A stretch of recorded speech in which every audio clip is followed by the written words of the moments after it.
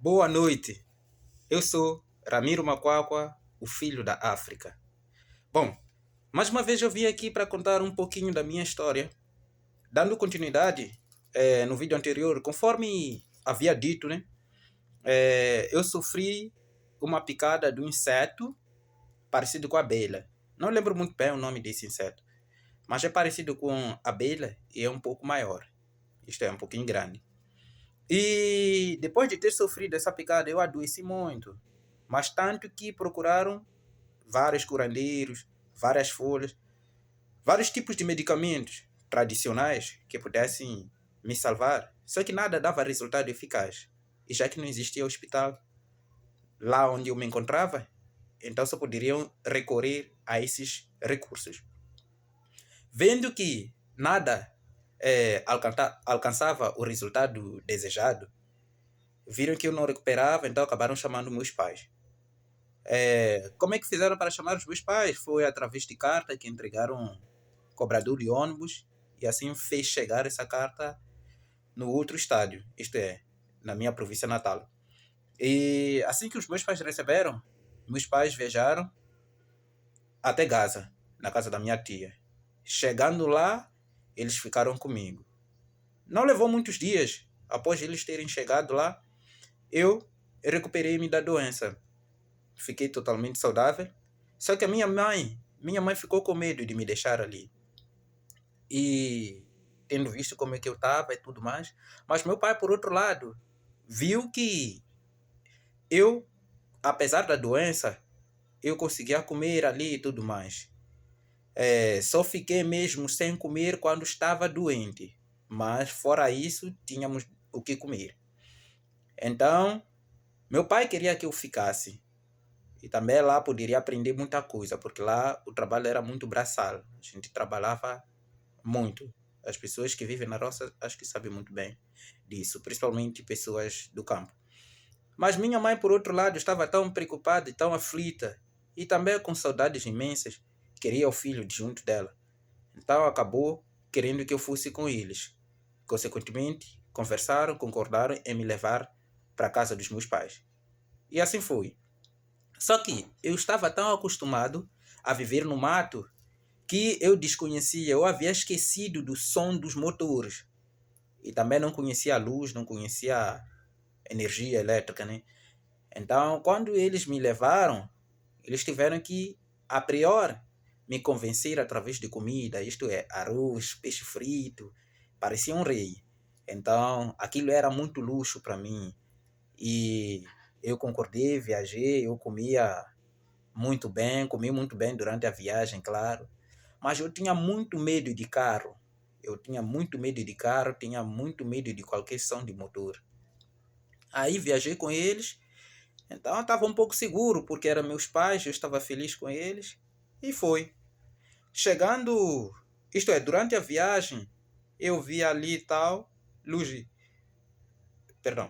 acesas. Então, vendo as luzes acesas, aquilo me deixava um pouco inquieto. Eu ficava me perguntando o que era e tal. Eu ficava também com medo, som de carro, buzinas e tudo mais, tudo aquilo me assustava. Aí a viagem decorreu normalmente até que chegamos na casa dos meus pais. De noite, aí fui dormir. No dia seguinte, quando amanheceu, eu vi que havia muitos vizinhos, havia muitas casas ao redor. Era diferente de onde eu cresci, que não havia vizinhança. Ali havia muitos vizinhos. E havia prédios. Aquilo me assustava, porque era casa grande para mim. Eu estava acostumado a viver na casa de balota. Então, ali quando via outras casas, fiquei meio assim, cismado e assustado. E mais o agravante, eu só falava uma única língua, que era shopping. E essa língua eu só poderia me comunicar com meu pai e minha mãe. Meus irmãos não falavam, meus vizinhos não falavam. Meus vizinhos falavam xangana, falavam xizonga, falavam português, que estudavam. E eu não. E não demorou muito, eu fui matriculado na escola. E lá na escola, eu não conseguia me comunicar com os colegas, não conseguia me comunicar com os professores. Então, o que me perguntavam, eu tentava responder a minha percepção era muito lenta. Não conseguia perceber direito. Só matemática, que era questão de número que eu via ali, então eu conseguia ir escrever e tal, porque comecei a contar através dos animais, cabrito, gado, essas coisas. Então eu acabei sendo bom a matemática. Então, daí foi assim. E o que queriam falar comigo sempre escreviam nas cartas, colocavam no bolso do meu uniforme, que era a calça. Quando chegava em casa, minha mãe pegava a calça, lia e via o que havia sido dito na escola, se eu tinha trabalho, se tinham dado algum trabalho. Aí pronto, decorria através do livro e tal. E os colegas provocavam muito. Eu não sabia o que era bullying, só vim saber disso quando cheguei aqui no Brasil. Isso tem pouco tempo, não tem tanto tempo assim. Então, para mim aquilo era só brincadeiras de péssimo gosto, mas era normal, não conseguia entender mesmo. Então, por mais que querisse, não levava muito a sério. E, enfim, então tive contato com rádio, conheci televisores, aí eu assistia, eu escutava rádio quando estava em casa, eu fui aprendendo outras línguas e tal. Me apaixonei por línguas. Eu amo, até hoje eu amo línguas. Gosto demais. E fora isso, conheci os meus primos, que também tinham vindo de lá, só que eles já tinham crescido, eram adultos, eram pedreiros.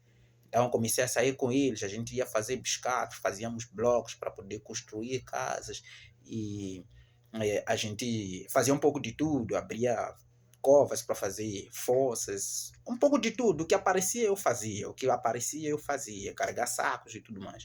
O que aparecia eu não deixava passar, tudo que possibilitasse ganhar dinheiro para que ajudasse em casa, porque em casa dos meus pais, infelizmente, a gente passava fome, então havia mais dificuldade, não tinha roupas, essas coisas. Então eu comecei a ajudar em casa, trabalhando, ganhava dinheiro, comprava roupa, comprava comida e tal. E aí eu ia crescendo com sonhos de sair do meu país, devido às dificuldades, queria superar. Meus primos saíam, mas não conseguiam fazer muita coisa. Isto é, ia à vizinha África do Sul, lá não conseguiu alcançar tanta coisa. Então eu acabei alvejando ir mais além, que foi o meu sonho pelo Brasil, pelo Brasil. Só que eu comentava com todos, né?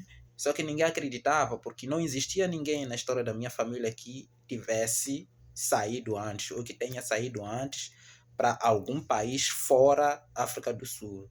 Então, Brasil era um lugar muito longe, eu era muito pobre, não tinha nada, então todo mundo duvidou, todo mundo achou que jamais conseguiria.